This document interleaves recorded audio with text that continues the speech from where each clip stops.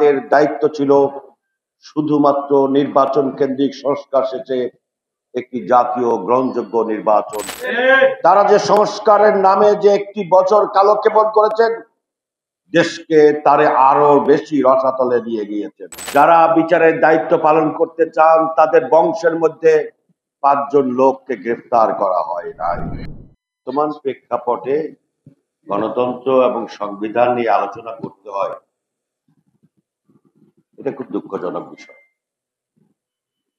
যেই গণতন্ত্র এবং সাংবিধানিক অধিকার রক্ষা করার জন্য বাংলাদেশের মানুষ দীর্ঘ 17 বছর আন্দোলন করেছে, এবং আমরা এখনো বলি 17 বছর, আমাদের এই আন্দোলন তো 18 বছর পার হয়ে গেল।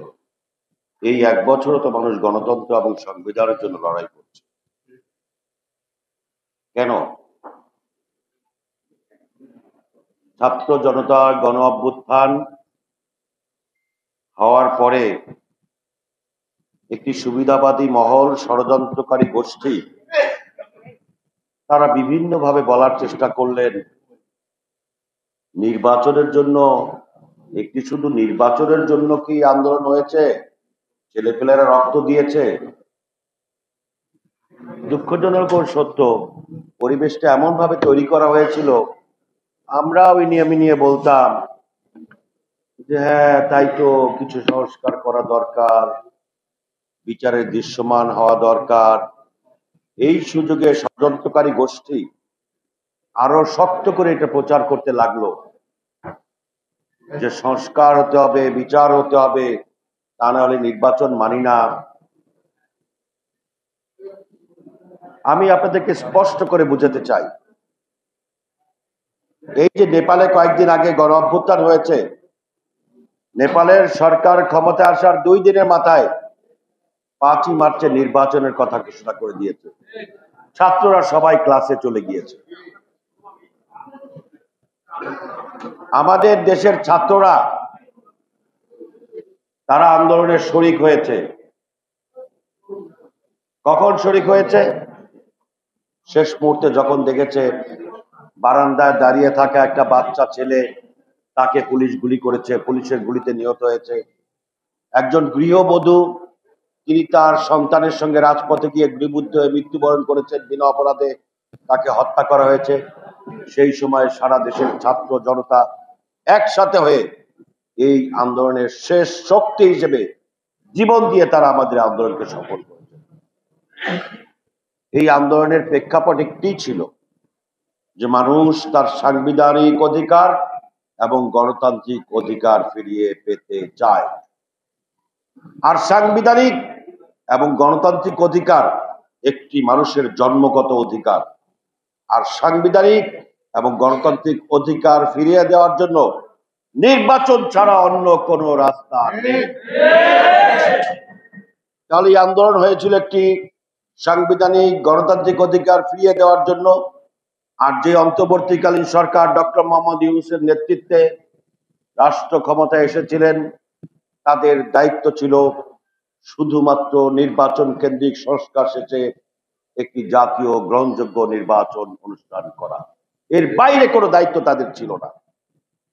তারা যেগুলো চর্চা করতে চেয়েছেন, সেই চর্চাগুলো তাদের অবৈধ চর্চা ছিল।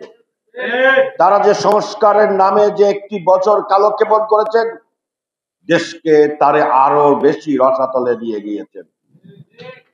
তারা বিচারের নামে যে কথাগুলো বলতে চেয়েছেন, বিচার তাদের পক্ষে করা সম্ভব নয়। লোক দেখানো বিচার করতে পারেন, কারণ যারা বিচারের দায়িত্ব পালন করতে চান, তাদের বংশের মধ্যে 5 জন লোককে গ্রেফতার করা হয় নাই।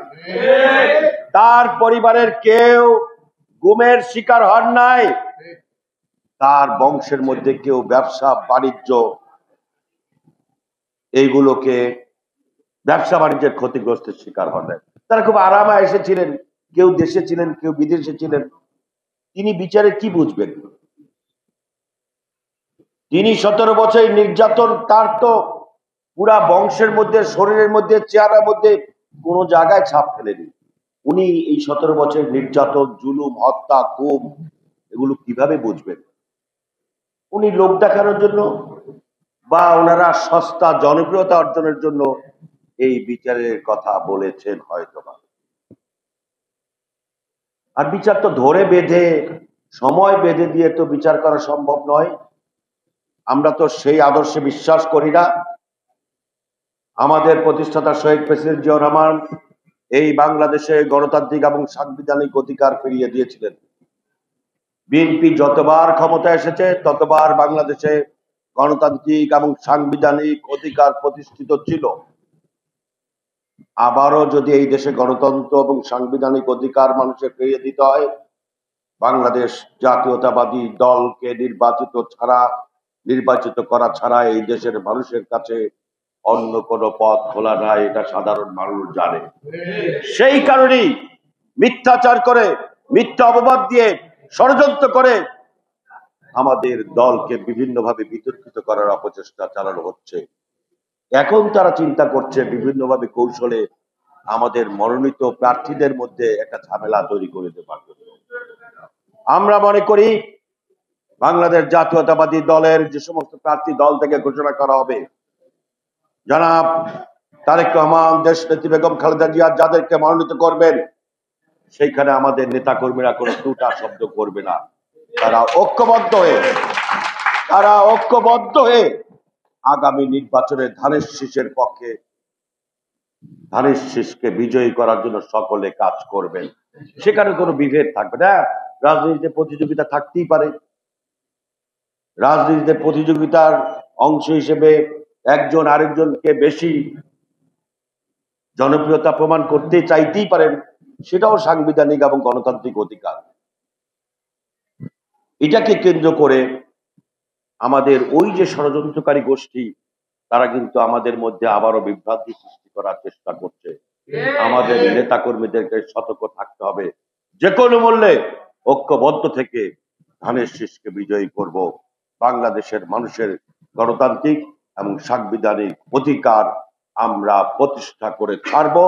যে লড়াই 18 বছর আগে শুরু হয়েছে, সেই লড়াই এখনো শেষ হয়নি। এই লড়াই শেষ হবে একটি জাতীয় গ্রহণযোগ্য নির্বাচনের মধ্য দিয়ে, এবং সেই নির্বাচন হতে হবে ফেব্রুয়ারি মাসে ইনশাআল্লাহ।